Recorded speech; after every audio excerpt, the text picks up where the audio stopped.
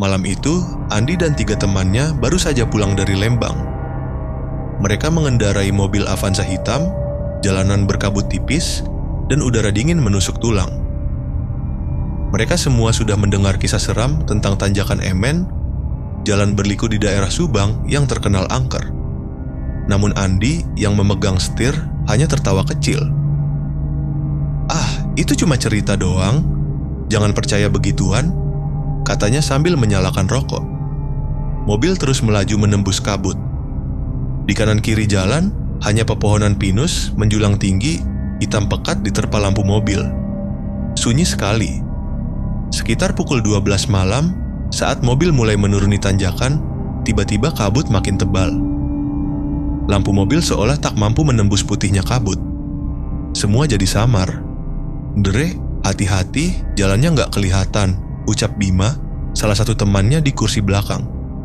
Tiba-tiba, sebuah bayangan melintas cepat di depan mobil. Andi terkejut, langsung menginjak rem mendadak. Mobil berhenti dengan keras, ban berdecit panjang. Mereka semua terdiam. Di tengah kabut itu, tampak seorang pria tua berdiri. Pakaiannya lusuh, topi coklat tua di kepalanya. Ia hanya menunduk, tubuhnya tampak kaku. "Woi, itu orang beneran apa bukan?" bisik Rani, satu-satunya perempuan di mobil. Andi menurunkan kaca, hendak memarahi. Tapi sebelum sempat bicara, pria tua itu perlahan mengangkat wajahnya. Matanya kosong, putih semua. Mulutnya menyeringai panjang, terlalu lebar untuk ukuran manusia. Tiba-tiba kaca mobil retak dari sisi luar, seolah ada yang menghantam keras. Semua panik.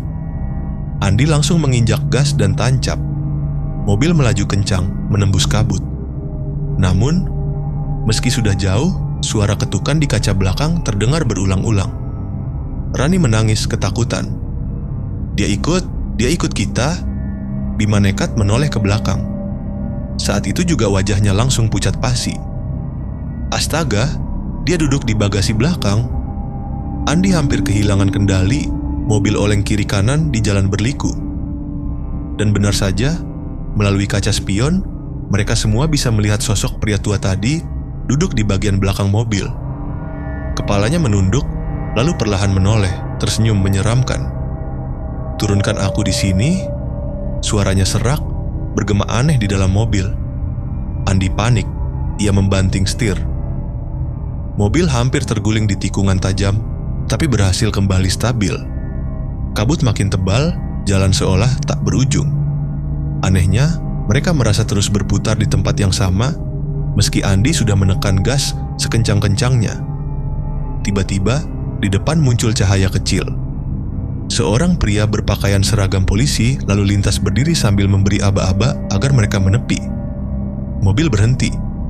Polisi itu mengetuk kaca. "Malam-malam bawa mobil kenceng di tanjakan Emen? Bahaya, nak," katanya tegas. Andi terburu-buru menurunkan kaca. "Pak, tolong, ada orang ikut di mobil saya." Namun saat ia menoleh ke belakang, kursi bagasi sudah kosong. Tidak ada siapa-siapa. Polisi itu hanya menghela napas, lalu menepuk bahu Andi. "Kamu beruntung. Banyak yang tidak selamat di sini. Sejak dulu, tanjakan Emen menyimpan nyawa-nyawa yang tak tenang." Andi tercekat, tubuhnya lemas. Begitu ia menoleh lagi, polisi itu sudah hilang. Yang tersisa hanya kabut, jalan gelap, dan suara gamelan samar-samar dari hutan pinus. Malam itu mereka akhirnya sampai ke kota Subang dengan selamat. Tapi sejak kejadian itu, Andi tidak pernah lagi berani melewati tanjakan Emen di malam hari. Karena ia tahu, bukan hanya jalanan yang berbahaya, tapi juga sesuatu yang menunggu di balik kabut.